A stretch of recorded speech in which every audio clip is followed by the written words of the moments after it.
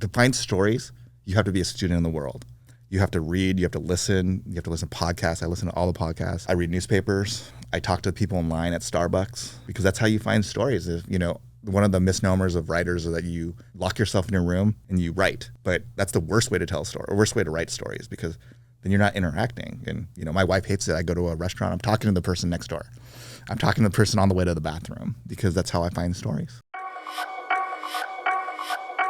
Welcome to the My SGV podcast. Our mission is to capture and share the stories of the people of the San Gabriel Valley. We believe our diversity is what makes the SGV great. And no matter where you're from in the San Gabriel Valley, you will feel welcome. All right, SGVers, welcome back to another episode of the My SGV podcast. Thank you for tuning in. If you're a regular listener, we appreciate you spending that time with us. And if you're new here, please consider subscribing if you like this kind of content. We talk about and share the stories of the people from right here in the San Gabriel Valley. Scott, we always go over what we're going to talk about that related to the guest, and this one came from the guest. And of all the things that he is and that we could have talked about, what he suggested was fatherhood, which was interesting, right? So you're a father, Scott. I'm a father. You're a father of two grown kids who are now moved out of the house and sort of doing their own thing, right? And I'm a father of a 10-year-old and 6-year-old. So my journey is sort of still maybe just beginning. But what are some of the favorite things of fatherhood that you enjoyed? I always think back to around the ages 6 to 10. I think that was a lot of fun. Of course, it has to do with everybody's own personal situation, but that just was a good time for me, getting the kids into sports programs and coaching them, and just at an age when they're still really interested and excited about doing things with the family, and things change. I just last night took my daughter to LAX, and so she's off to London for a year studying at a college there, getting a master's degree. And I'm working more with my son now, who lives in Madison, Wisconsin, but working on some projects with him. So just, they're in their late 20s and early 30s, but it's still really meaningful to connect. Right. And I don't see them every day, but you have your own kind of relationship that you would see them more. Sure. You would see your children more on a daily basis. Yeah. And right now at this age, and with my wife, we're being very intentional about being present with them. And one of our goals now is to reflect back to them consistently who they are, and that comes from our own experience of really wanting to be seen and known as children, as young adults, as adults now. You really want that. And I think about how maybe my mom and my dad didn't really know me, didn't really know who I was, what my dreams, desires, passions, what I was good at, what I didn't like. They didn't really know that. And I think that's so important that I can do that for my children. And like we just talked about this morning, that no one can come into their life and try and tell them that there's something different, that they will know absolutely, this is who I am.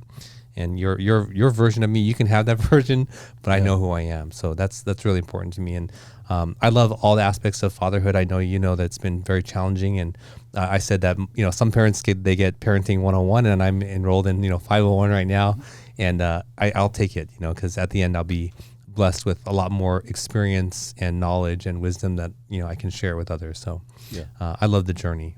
Well, before we get on to our guest today, I want to remind you that we've partnered with San Gabriel Valley Now, your source for city news, announcements, events, special savings, and everything SGV. Check them out on Instagram, sgv.now, and read their SGV Now magazine on their website, sgvnow.com. Well, like I said, today's guest wanted to have the introduction be about fatherhood, and he is a father himself. And of all the titles, he chose that, but he's also a writer and producer. His name is Koji Stephen Sakai. Koji, welcome to the show. Thank you for having me. So there's a lot of titles there, right? Father, you started with father, so I'm assuming that's very important to you, but you're also a writer and a producer. Definitely. Being a father is probably the most important thing I do. Yeah, that's awesome. So did you always want to be a father? How old is your child? Yeah, my child's 11 years old.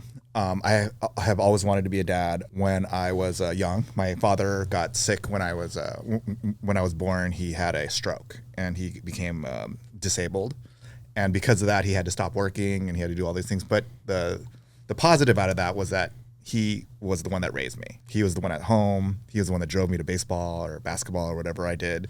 And so him and I became very close. And so from that age, I knew that I wanted to be the kind of dad that was there all the time, and not just the dad that came home at 5 o'clock every day and kind of saw them for a little bit and then they went to sleep and I kept working. That wasn't the kind of dad I ever wanted to be. Wow, so you were really blessed with a lot of time with your father at that age. Yes, yeah. I didn't know at the time it was rare for Asians or Asian Americans to be with their fathers so much, but at that time, that's something that I had a very special relationship. And where was your mother? My mom was working. Okay. So my mom was working full time, and my dad was home. And at the time, as a child, I thought my mom made the money and my dad was home. But in reality, my dad's disability check was more than what my mom was making. But at the time, I didn't know because I never saw my dad actually work. Okay, so that was probably around the time of Mr. Mom. Yes, yeah. And when I watched Mr. Mom, I remember thinking, this is not unusual for me. Yeah, right. Wow. I can't help but imagine what my life would be like if I had that kind of time spent with one of my parents, or if not both. That's, it's just an incredible thing to be able to do. And one of the great things about my career as a writer and a producer is that it's not the 9 to 5. It's not I have to go to an office. I mean, sometimes I have to be on set. Sometimes I have to travel. But for the most part, I'm home. So this allows me to be a coach. I coach multiple baseball teams. It allows me to be present. It allows me to volunteer at schools. It allows me to drive them, be his Uber driver here everywhere. And it allows me to do all those things. I imagine that, just being able to be home doesn't necessarily translate as I'm going to be here with you and engage with you. I'm wanting to be home or whatever. Yeah. Right? So it sounds like your dad actively, did things with you and was engaged with you. Yeah. I mean, as much as he could. He was sick, but he was definitely there for me. He was definitely, he drove me around. He took me places, and he did a lot of things that a lot of my friends' parents were not. Oh, I would like to know, like, what places you went. Where would you go? But I know that Russell has a few questions he always likes to ask at the beginning, which I'll wait till he does that. But then, I'm just kind of, I think back to, I would go driving with my son or, my daughter, mostly my son, and we would go do certain things. And I'm just kind of curious, what you did. But maybe you want to get into the just sort of the SGV connection. Yeah. So the show is called the My SGV Podcast. Koji, what's your connection to the San Gabriel Valley? Well, I'm proud to say that I was born and raised in the San Gabriel Valley. I grew up in South Pasadena. I grew up in Pasadena and San Marino.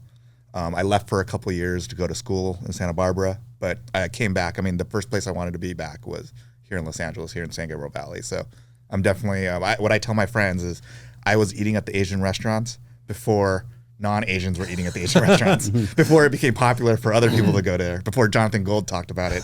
I was going to those places. I had boba in the 90s when it was at mom and pop places that no one would go to and no one spoke English. So that's definitely something that I'm super proud of.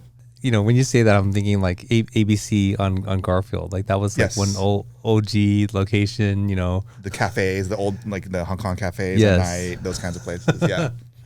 Wow. Okay. Do you know Kirk Nakagawa? Yes. I played basketball with him on the Bruins.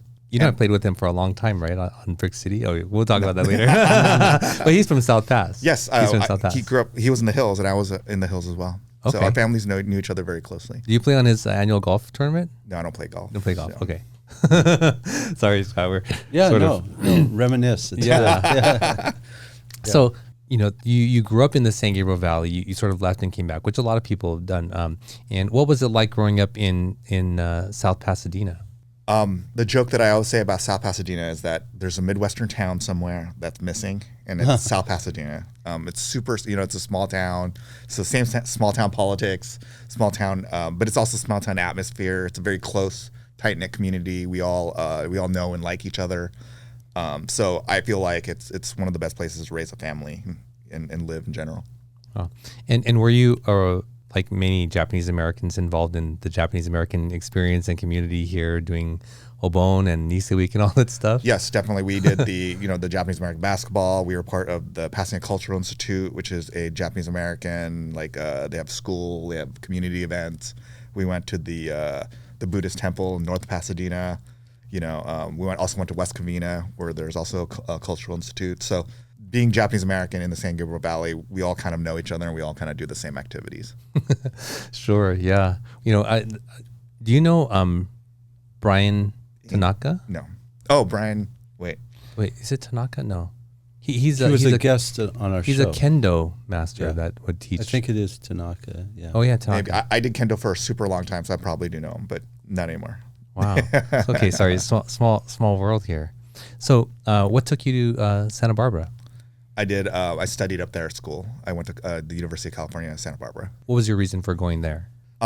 It's a party school, right? Like that's what I know of Santa Barbara. Yeah, it wasn't a great school when I was there, but it got better. It's a better school now. I mean, honestly, I think that what it was that, I went to Samurai High School and there were a lot of Asians, and I wanted to go to a school that didn't have as many to see what it felt like. And so at the time, it was the least number of Asians at a university, UC, basically. And what did it feel like?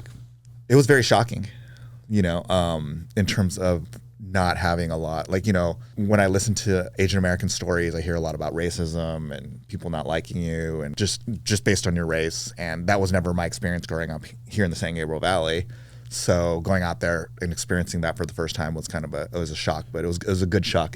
So you did experience it. I mean, not a ton, but still, yeah, you feel it, you experience it a little bit. Did you say you went to San Marino High School? I did go to San Marino High School, yeah. So that is Chinese. That was, Taiwanese at the time, all Taiwanese, yes. Yeah. Oh, so it was Taiwanese then? Yeah, because it was mid-90s. Yeah, so before all the mainland Chinese folks came, yeah. And that was an interesting experience because I think at the time in San Marino, hopefully no one in San Marino hates me, but San Marino had just kind of gone through that big turn into having a lot more Asians, and it was still within everybody's memory. So there was still a lot of tension between the different groups. You had the Caucasian kids who were generally the popular kids, and then you had a whole bunch of Asian kids who were kind of taking over. And I remember just being very shocked by how people were being treated because I went to Flint Ridge Prep before that in La Cañada. Oh. And that was a very diverse school. And I never felt any kind of problems being Asian. But when I went to San Marino, it was the first time I was like, oh, I'm Asian. That's it's very clear what I am. So you're Asian. You're not Japanese. You're Asian. Yeah. So actually what's interesting is my generation, I'm about mid-40s. I'm probably the last generation that goes by Japanese American or Chinese American. Younger kids generally are more Asian American now, like a Pan-Asian. Not always, but generally. So what you'll find is that I'm a Yonsei, which is fourth generation Japanese American. So my great grandfather came to Hawaii in the 1880s. But I've always felt more like Pan-Asian kind of. I relate more to Asian Americans than I do just Japanese Americans. So when you went to San Marino High School, were you able to mix pretty well with the Chinese? Yeah. I always joke that I grew up Taiwanese American. When I went to Taiwan, I was like, I'm home. And how could you mix? How did you mix with the Caucasians? It was actually very tense. It was very. I didn't.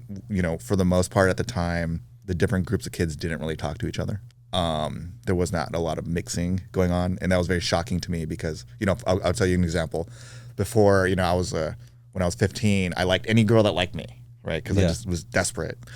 And so that included Asian, white, whatever. And then when I went to San Marino, I realized that, the Caucasian girls wouldn't talk to me because I was Asian. And so then I was like, I guess I like Asian girls because that was the only, So that's kind of the feeling I got from San Marino. San Marino is a super unique world in and of itself, I think, of all the places. Well, my kids both went to San Marino High School. Oh, yeah? What year? Yeah. Graduated in 2008 and 2013. Okay, so I'm way older than them. Yeah. I'm not way older. I'm like 10 years older. Did you have Mr. B? No, I think I came in like 11th grade, the second half of 11th grade. I think I missed him, but I remember him though as a teacher. Yeah. You wouldn't know Yoko Ikeda from Flint Ridge Prep? No. Yoko, actually, I do know Yoko. Yes. Oh, you do? Yes. Her dad owns Showa Marine. Maybe. Well, wait, Mika or Yoko? Yoko. Oh no, never mind. I know Mika Ikeda. My bad. Well, Showa Marine is like one of the largest, Japanese import companies. Yes. They're huge. Short story about her. Like I don't know anything about Flame Ridge Prep or this person, and she lives in Bradbury Estates. There's like a 7-car garage. Enormous. I was like, oh my gosh, who goes to these kinds of schools? But yeah.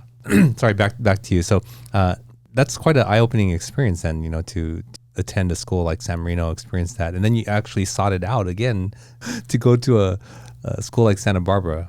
Well, it was more just to get a reality about what the world was like, or not the world was like, but more just, not everyone's Asian American or Asian. Santa Barbara was a wonderful experience. I'm not going to say it was a terrible experience in general, but it was definitely different than growing up here in the San Gabriel Valley. And did you come right back to the San Gabriel Valley after that? I did. I came back to Pasadena, South Pasadena. I see. Yeah. And then, so when did you start pursuing writing and producing?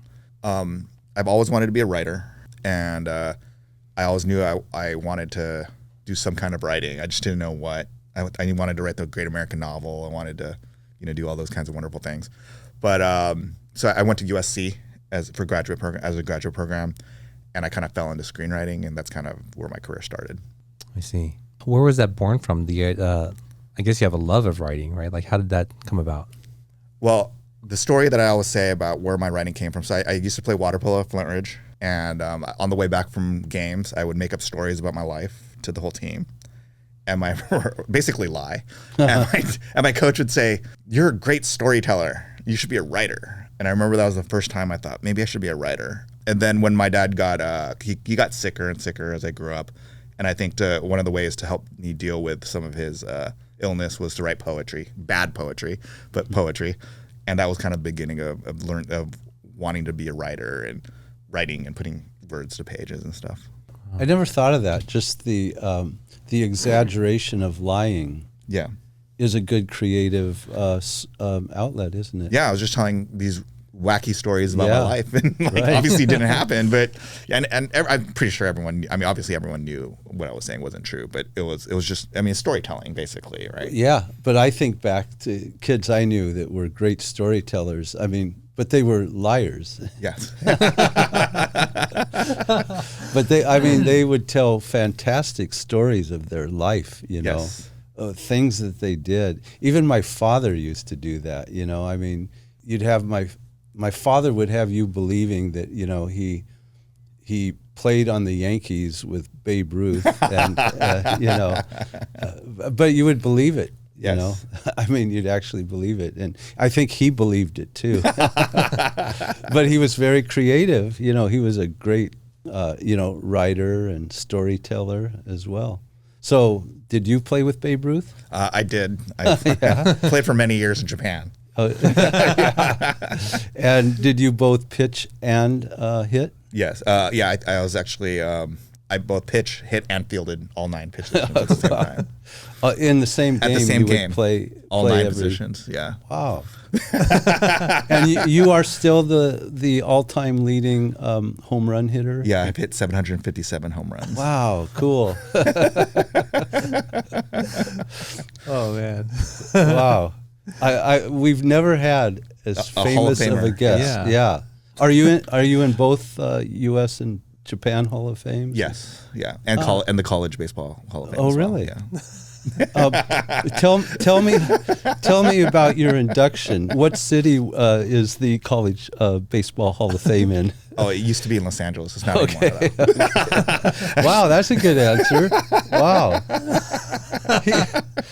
I'm learning how to storytelling lie in ways that I never knew before. I mean, wow, this is mind expanding.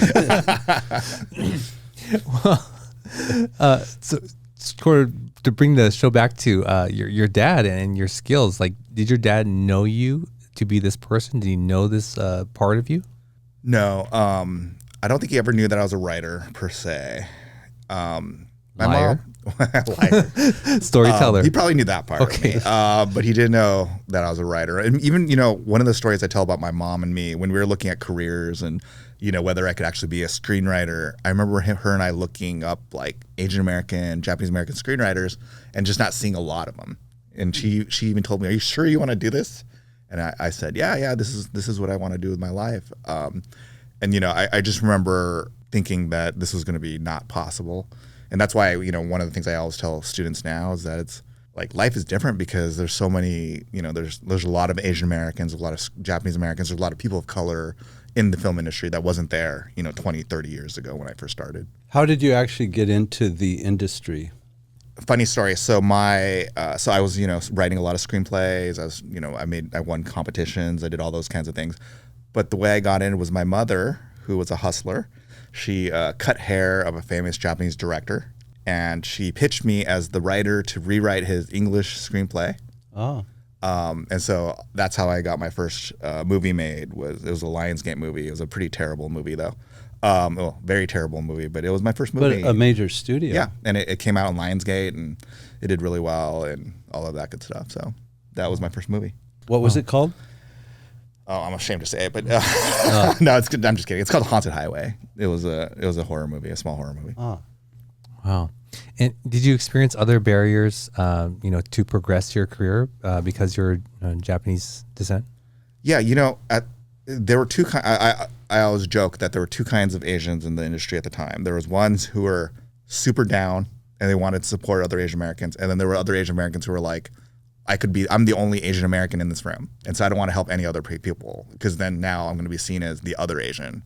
So that was a barrier amongst Asian Americans. The other, a lot of times the stories I wanted to tell were about the stories that I could relate to, stories that involved people that look like me. And in the beginning of my career, that's what I wanted to write about a lot. And just no one was interested, like literally no one was interested in watching those kinds of movies. And so I struggled in the beginning of my career writing stories about people that look like me that no one wanted to watch. So those were the kind of, and nowadays you'll see movies that feature Asian Americans or other people of color, and it's much more acceptable, and there are more avenues of success doing those kinds of things. Wow. Yeah. Well, I want to get into the other movies that you've written or produced, but we ask each guest to bring an item of significance with them. What did you bring with you today? Do you want me to show it? Yes, please. Okay. To this camera. That camera, okay. Yeah. So this is a letter from the White House to my father, or not specifically to my father, but it's the redress letter that my father got he was incarcerated in World War II for being Japanese American, and this was the official apology that was written to all the Japanese Americans that were incarcerated, and as well as the $20,000 check. So this was really important to me because a lot of my work centers around what happened to Japanese Americans during World War II, and it also centers around making sure that what happened to my community and my family doesn't happen to other people, even whether they're Japanese American, Asian American, or whatnot.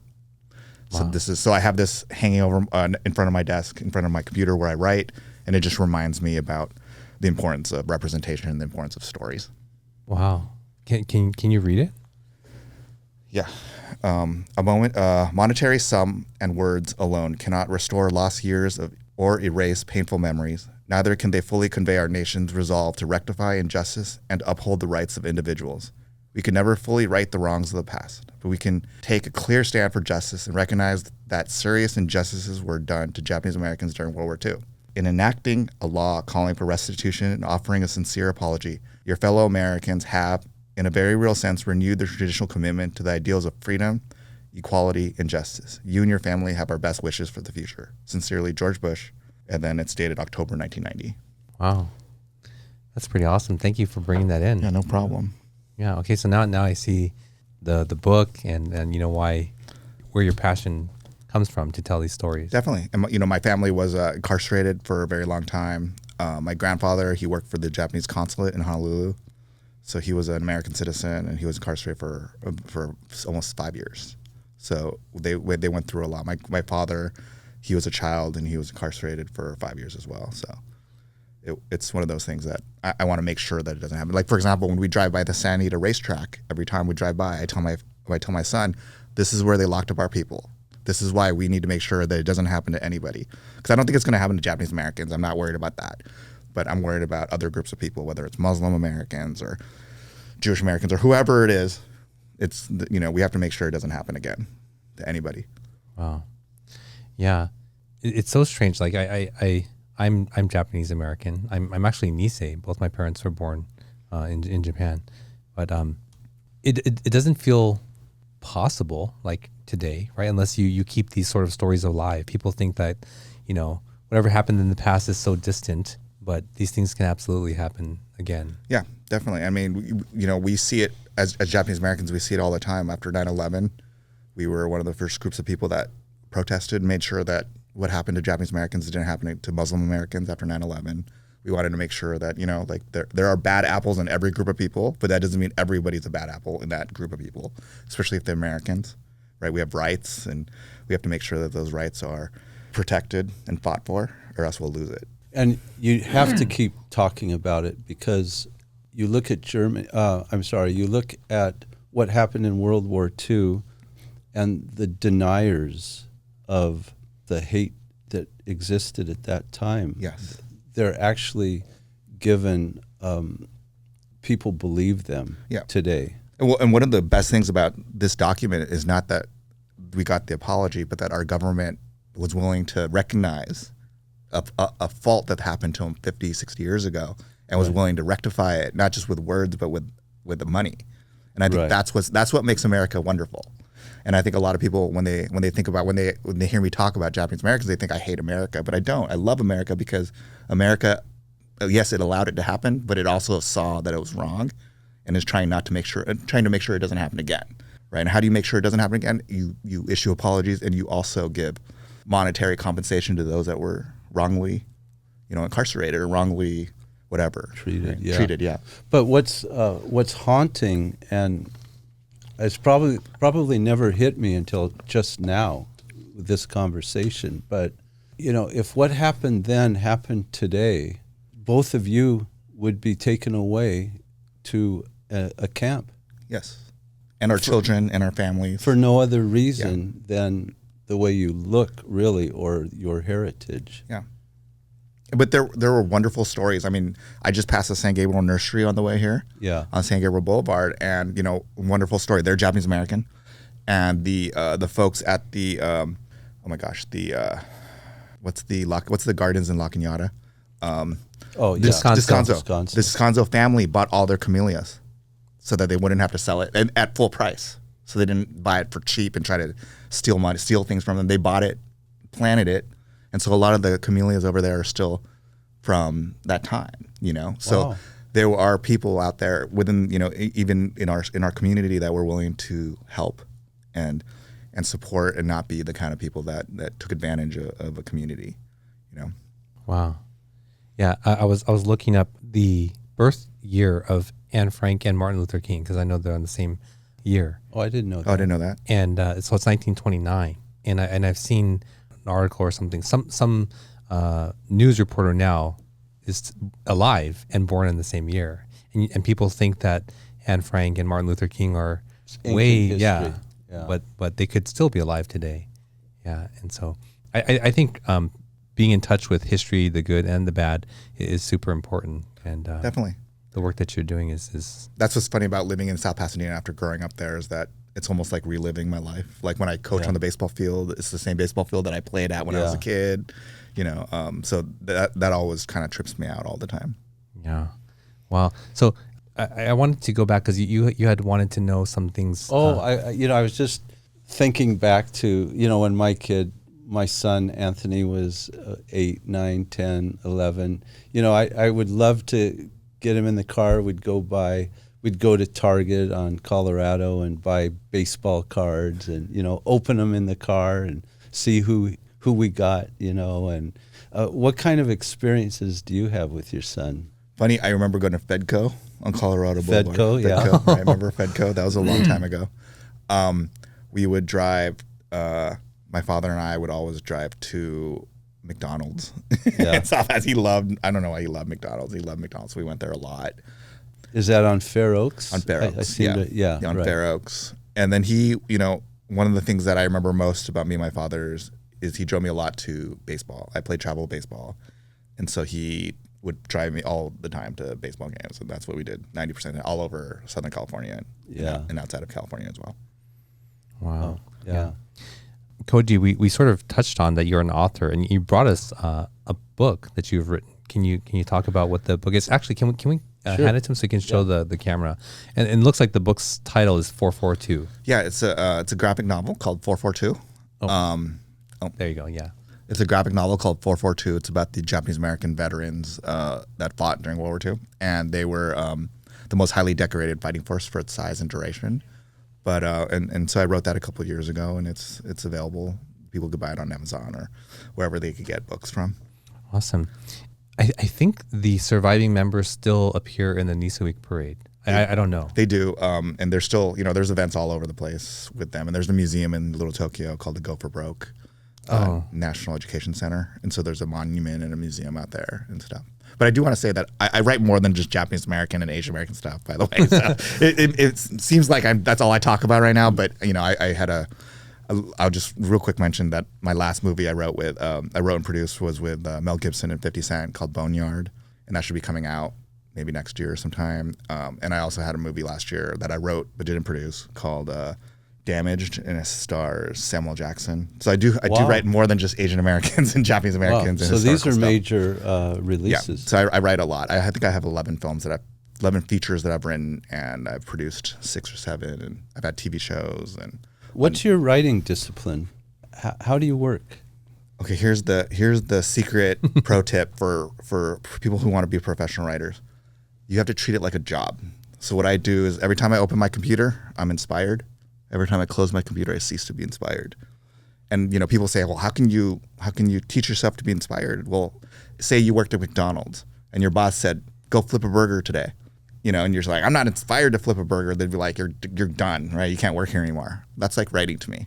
So, when I'm writing, I open my computer, I'm writing, I'm doing my work, and I close it, I'm done. It's the end of my day. And do you force 8 hours a day? No, I don't write 8 hours a day, but I write really fast. I work on about 6 to 8 projects at a time at different stages, whether they're, development or outlining to kind of writing and editing. So, I typically actively writing like 2 or 3 hours a day with like 5 or 6 hours of business related to writing, meetings and creating stuff or trying to get funding and things like that. Would you equate inspired with like that you are enjoying the process still? Do you love it? Or is it like seeing the result on screen? Like, what is that like? One of the things in order to become a great writer, or not great writer, but in order to be a professional writer, is that you have to want to do it all the time. And so what I say about that is that I would be writing if no one paid me to write. I might not be writing like a movie like Boneyard or something, but I'd be writing something all the time. And so it's just something that I have to do that I can't, even I couldn't imagine not writing. So the only time I haven't written, in a week process was because one time I got burned out because I was writing a lot, and I didn't write for a week, and I felt like something was wrong with me, with my life, and it just didn't feel right. So, do you also keep a journal? No, I very rarely write not professionally. So, anything that I wouldn't want to publish to have on a screen somewhere is something I probably wouldn't do. Wow, that's interesting. So fascinating. I think I enjoy writing, but I wouldn't actively seek it out. The process seems challenging for me to get started, and I'm so concerned with like formatting and words like in the moment. But when you write, do you already have the picture and idea, and it's just a matter of getting it out of your mind, or are you adjusting and creating as you go? When I do feature films, when I do movies, I have it very well outlined.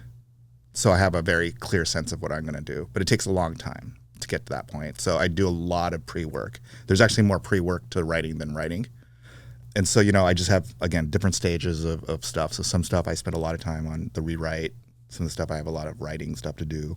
And I have a lot of outlining and research. So when I kind of chop it up into different kinds of things, it allows me to feel like I'm not getting tired doing one thing. That allows me to kind of like watch YouTube videos and edit for grammar and also write. So I could do all of it at the same time. Do you read much? I read all the time.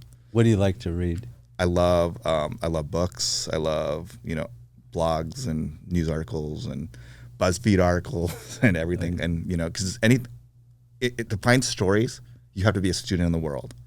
You have to read, you have to listen to podcasts. I listen to all the podcasts. I was listening to your podcast for like a week. I read newspapers. I talk to people in line at Starbucks because that's how you find stories.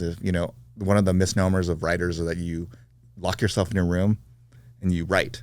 But that's the worst way to tell a story, or worst way to write stories, because then you're not interacting. And my wife hates it. I go to a restaurant, I'm talking to the person next door. I'm talking to the person on the way to the bathroom, because that's how I find stories. How about novelists? Do you have favorite novelists? Yeah. I love a lot of the stuff I read in high school are stuff that sticks with me a lot. Obviously like the cliche is Catcher in the Rye and all the J.D. Salinger stuff. Yeah. But oh my gosh, I'm having a senior moment. I'm kind of old, so you'll have to forgive me. Who wrote? Oh God, what is it? I can't even remember the title anymore. What was it about? It was about farm worker. Like John Steinbeck. Steinbeck. Yeah, Steinbeck is. I can't believe I didn't remember. Yeah. But East of Eden is one of my favorite books. I think he's amazing.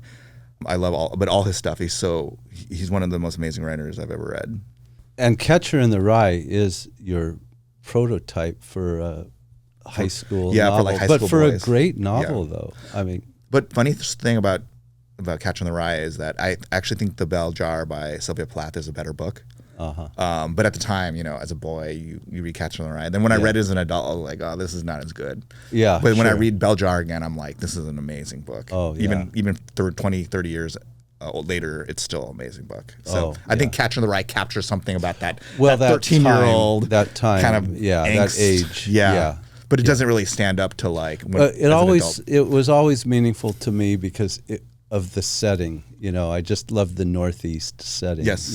Yeah. And I just saw a play at Pasadena Playhouse, The Sound Inside. Oh. I don't know if you've heard of that. No. But yeah, and also the same kind of setting. But my favorite book of all time is Zen and the Art of Motorcycle Maintenance. Oh, yeah, that was a great one. I read that all the time. I read that since I was, I've read that. I try to read it every 3 years of my life. Oh, yeah. And every 3 years, it completely changes. Yeah. When I read in high school, I had no idea what the hell I was reading, I think. Yeah, I know. You wouldn't understand. I understood parts of it, and I got some things out of it that I whatever I could get. And then I read in college, and it meant something else. And then now, as a father, it means something totally different, right? Because the story is about a father and a son going on a road trip, and now I relate to the father, whereas before I related to the son. And, it's so. And I remember a thought, a concept, or a thought, an idea from that I've kept. It was like, basically, whenever you do something, just put your passion into that moment at the time you're doing it. I don't remember the exact quote, but it was just so meaningful, and I've never forgotten it. Whether you're fixing a tire on your motorcycle. All your focus and thought should be on fixing that tire, I have a funny story about Zen and the Art of Motorcycle Maintenance. So I changed from Flint Ridge to San Maria High School, and they always give English tests to the students. And I was like, I'm from America. I don't need this English test. But they're like, they didn't believe me. So they said, what book did you read? What's the last book you read? And I said, Zen and the Art of Motorcycle Maintenance. So Zen, right? But they didn't know what that was. They're like, that's not a real. They told me it's not a real book. Oh, really? Because they never heard of it. Oh, really? And so I said, fine, just give me the test. I'll take the test. And I obviously did well because I speak English. I'm from America. So it was just really funny. That's crazy. They didn't even know that book. I mean, a reasonably educated, educator should know. You would think, but wow, that's crazy. I remember just thinking it sounds like a silly book though, so I get it, but it is a famous book. It's not like an independent book that no one's ever heard of before. Right. Yeah. So I can't remember the name of the author. Robert Pirsig. Yeah. Right. Yeah. Well, Koji, we're gonna take a quick break here. I want to get into some of the other projects that you've worked on and maybe some ideas that you have going forward. But let's take a quick break and we'll be right back. At WarmuthLaw, they believe that just because you speak a foreign language, come from a different culture, or simply don't know how to navigate the legal system, that should not prevent you from compensation from injury or receiving benefits. Their multicultural staff have been helping SGVers like you for over 38 years. Visit law888.com or call them at 626-784-7017 and tell them you heard about them on this podcast. All right, we're back with Koji. Koji, before the break, you were sharing about your books, favorite books with Scott, and we want to get into some of your projects, the ones that you've worked on, and maybe some ideas that you have in the future. But before that, when we come back from break, we like to ask this question from this card game. This one's from Icebreakers. You can choose to answer it or not. It's just for a way for the listener to get to know us a little bit better. So here we go. What's the best piece of advice you've ever received? Career-wise or personal? Either, whichever you choose. Can I change the question a little bit? Sure. It's the advice I give to my son about women. And so I think my wife doesn't like this advice, but it's actually good advice. It's the advice is that any woman could be replaced. That means that if she doesn't treat you well, that she's not so special that there's not another person out there. But here's a caveat that makes it okay. He could be replaced too. So that he can't be a jerk. So if he's a jerk, too much of a jerk, then that person could leave him too. So basically it's the idea that everyone can be replaced, even your family. So we have to treat each other with respect. We have to use kind words. We have to be careful that you can't just say anything just because they're your family or someone you love or your spouse. And that the moment that they treat you unkindly or in a way that's not healthy, then they could be replaced by someone who will treat you kindly, who will treat you well. Awesome. Yeah. Yeah, I only can refer back to like the most recent piece of advice I hear because you forget. At least I forget. But I've had so much great advice in my life, but I don't know what is the greatest. But this morning you said, actually, Russell, something that I have even repeated since then. You either keep things complete or separate it entirely, but don't mix. Don't try to. Do you remember saying that? A version of that, yeah. Yeah. Sort of. You could say it better. Why don't you say it? I actually don't remember. Oh, okay. So yeah. So he's spouting advice, right and left, and he can't even remember. Yeah, but that's like when you have different groups of friends and you try to put them together. And it's always a little bit awkward because put different groups of friends. That makes sense. Yeah, I like that. I don't remember what that was, but I think the best piece of advice I got, and I always remember, was from Albert at a time in my younger career where I wanted to like grow really rapidly, and he just said like, be okay with growing at a normal rate, Russell, because you're gonna miss all the things that you should have learned along the way. Why do you want to like accelerate this, And as a young person wanting to earn as much and do as much as I could, I was like, what do you mean? I want to I want to get to this point now. And, now I can look back and I say like, that was great advice. So, yeah. And to our listeners, what's the best piece of advice you've ever received? Please let us know in the comments below. Send us an email and let us know, and we'll read that in the future show. So, Koji, you mentioned working with 50 Cent, Curtis Jackson, I think that's his name, right? And Mel Gibson. What are some other projects that you've worked on? Can you share with us? Yeah, definitely. One of the first kind of bigger projects that I worked on was this movie called The People I Slept With. It had Randall Park. He's the guy on. He was the guy on Fresh Off the Boat, and I think he's on a couple other movies as well. But that was his first movie that he was ever on. So that was kind of one of the bigger Asian American projects that I did. I have a movie coming out, I think soon.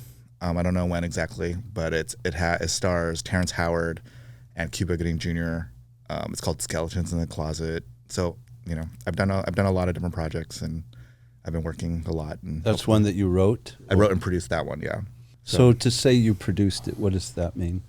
Yeah, that's always the question. I think people don't know what a producer does. So, are you familiar? You follow sports and sports teams and stuff. Okay, so the best analogy for what people do on set. So, a producer is like the general manager of the Dodgers, or the president of the Dodgers. Now they make the trades. I'm going to substitute Yankees for Dodgers. Okay, for Yankees. I mean, yeah, if you want a bad team, that's fine. I'm just kidding. No. But yeah, they basically make they do all the business, the personnel. They kind of work in conjunction with the coach, the head coach, and they kind of make sure that everyone's pointing the same direction. They do all the contracts and stuff like that. The head coach or the manager in baseball is the director. And so that's kind of that would be the analogy. So the producer kind of does everything on, up to the playing, and then they deal with the consequences of whatever happened on the field after the game, right? So that's generally what a producer does. So I find the funding, I get the distribution, I hire the actors, I get the crew. Wow. I make sure everything's set. Where do you go for funding? Oh man, anybody who has money. Yeah. And yeah, I mean funding for banks, money, funds, wealthy people, things like that. So the major releases that we see that show in movie theaters, those are studio movies, and those typically are like those are financed usually within house or. Oh, okay. You wouldn't go to an individual to really. Try to finance that. That's too much money. It'll be like $500 million. So something like the one you just produced, will that be shown streaming? Or? Yeah, it'll be theatrical, and then but not like wide like an Avengers movie or something. But it'll be theatrical, then it'll go on a streaming platform somewhere. Cuba Gooding Jr. I love Cuba Gooding Jr. in the films that I've seen, and then I haven't seen him in a film for a while. So I'm curious. Like he's been working, just not as he hasn't been in the big movies, or he hasn't been in the super big movies that have made a lot of money.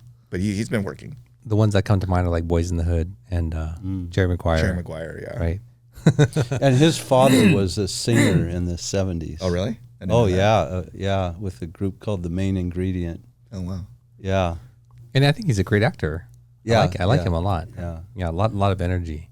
And what was it like? I'm curious, what was it like working with 50 Cent and Mel Gibson? I wasn't on set when they were there, so I can't say. But from everything I've heard, they were really good, and really they came on time. And that's for any actor, the best thing you could say is that they came on time and were willing to play along. So from everything I heard on set, they were willing to do that. Interesting. Okay.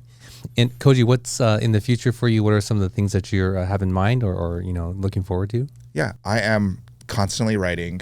However, with the strike, things are on hold for now. But I'm writing a ton of projects that I can't really talk about because I don't know where they're going to go or what's going to happen with them. But always writing, always working on stuff.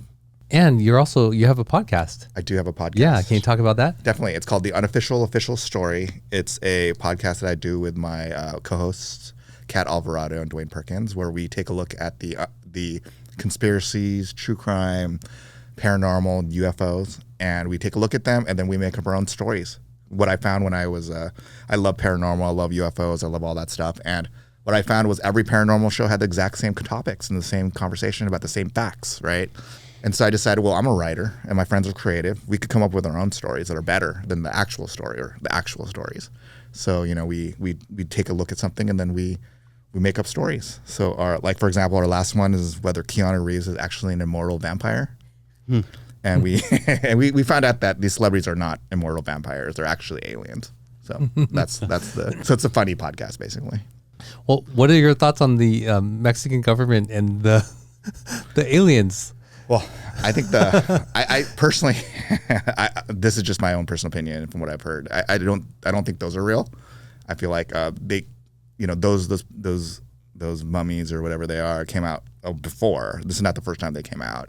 But I do think UFOs are real. There was a disclosure, in July. There was a whole hearing in Congress about about a whistleblower came out and said that they had been they'd covered up UFOs, that they've actually found biologics that were non-human, and they've So I believe that something's happening. I don't know if that's right or real. Interesting. Yeah. Yeah, I love cryptozoology, UFOs, all this stuff. When I was little, I used to really be into all that and read it, and, try and find all the newest imagery or videos online. Yes, I go to UFO conventions. I go to I listen to all the podcasts about paranormal stuff. I engage in different organizations around it, but I'm not. Hopefully I'm not a crazy person, but. I find that real life is crazy enough. Are you familiar with the Nimitz The ship? incident? Yeah, the one where they disappeared. Yeah. Yes. Yeah. And so that's like, in San Diego, the USS Nimitz, they saw these objects. That one. Okay, sorry, never mind. On radar, drop. They went to go intercept, and so this is coming from the pilots who went to go intercept, and then the radar people from the ship. Yeah. So what's weird is that last like 5 years they've been releasing all this stuff. Like those are TikTok videos of like fighter pilots following ships, and all of a sudden they leave the radar because they're going so fast. I mean, what's the most interesting about all this information is no one cares. Yeah. Right. No one like they basically in Congress admitted that they had found biologics of non-human species that were flying planes, and no one cares. Like that's the craziest part of it, is that no one cares, and that kind of blows my mind. Yeah. Well, that's like a whole other topic for a whole other show. I love that kind of stuff. For his show. Yeah. Well, Koji, we're going to move on with our show, and we're going to get to know a little bit more about what you like in the San Gabriel Valley.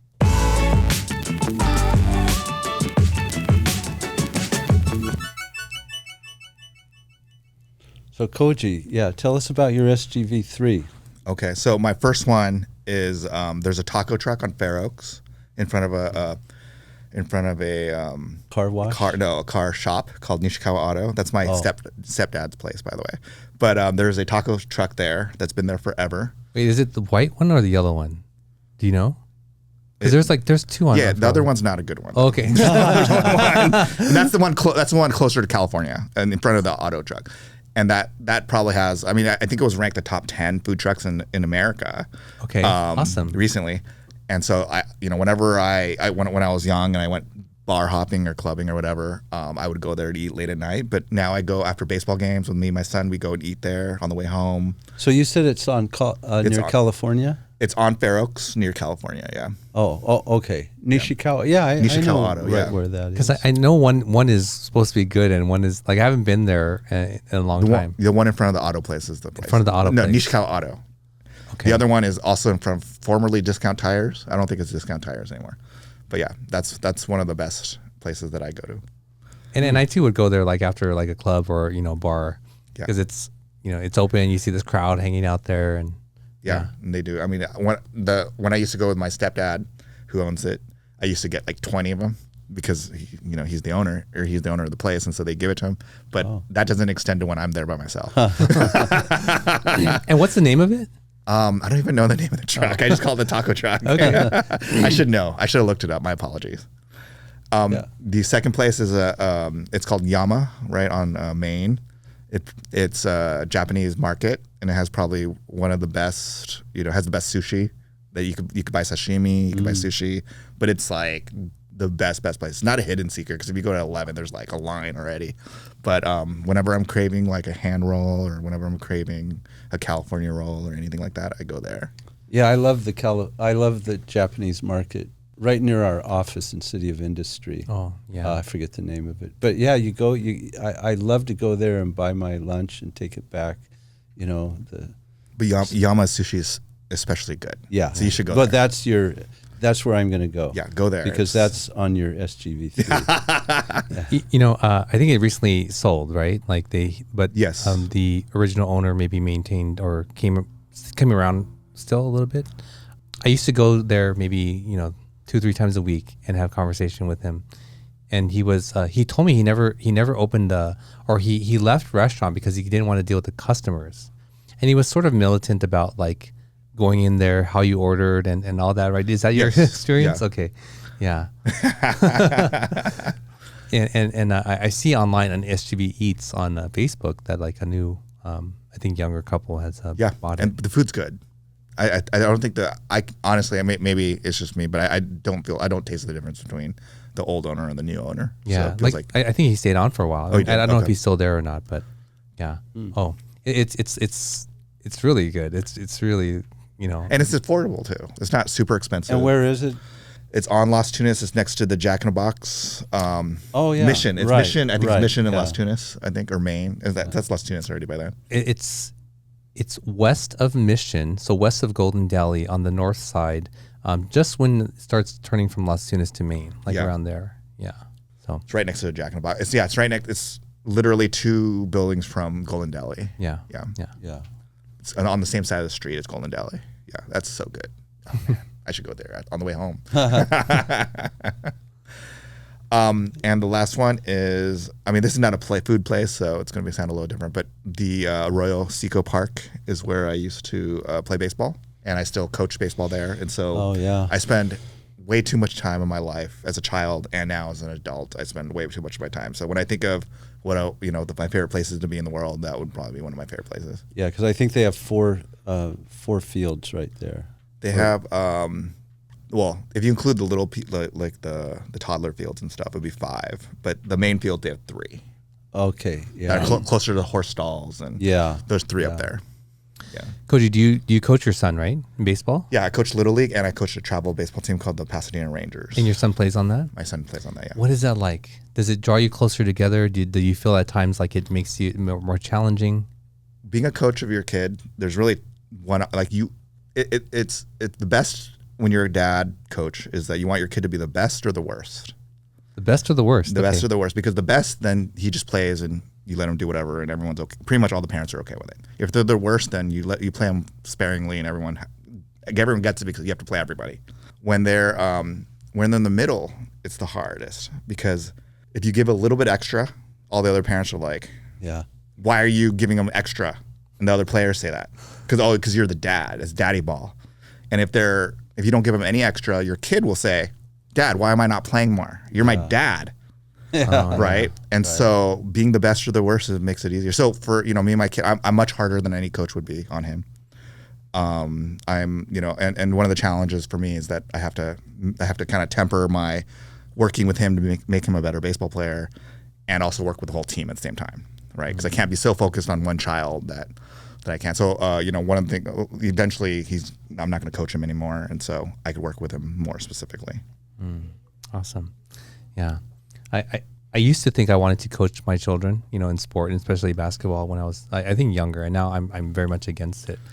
And you sort of confirmed that for me, but I'm against it because you can say the same thing, 100 times as a parent, and then you send your kid off to a coach who has a connection with them, and they'll come back and tell you the same thing that you've said, Yes. and Coach so-and-so said this. Yeah. And I think that's special to let them, sort of develop that trust and bond with someone who's, at least if you trust them. But what I tell my son about those kinds of incidents is I tell him, I'm on your side.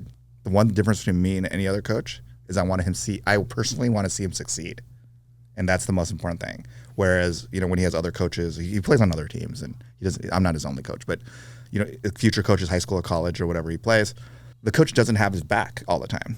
That's not a given. They want to win. There's a lot of things that might not go into his success. And I tell him the biggest difference in me and other coaches is that most important thing, even beyond winning, is his success to me. And so that's the difference in terms of like coaching and stuff. But yeah, it's difficult because I'll say something and then some other coach will say something and he'll listen to the other guy more than me. Right. Yeah, I get that. Though actually as the parents, though, is the biggest issue. Oh yeah, that's what a lot of coaches at all levels that have parents. I mean, even high school coaches, when they talk about recruiting or college coaches, when they talk about recruiting with high school kids, 2 questions they ask: how do they practice, and what are the parents like? Because even college football coaches, biggest programs will get calls from the parents. Why isn't my kid starting? Why isn't my kid doing this? Why did you take him out? Blah, blah. Even at the biggest programs in football, they're still getting those parents calls, and they don't want that, obviously. Yeah. So they don't even want to know you as a parent, right? They don't even want to. If you never talk to the coach, that's the best thing that's possible. Sure. Well, Koji, I appreciate you coming on the show and sharing your story with us.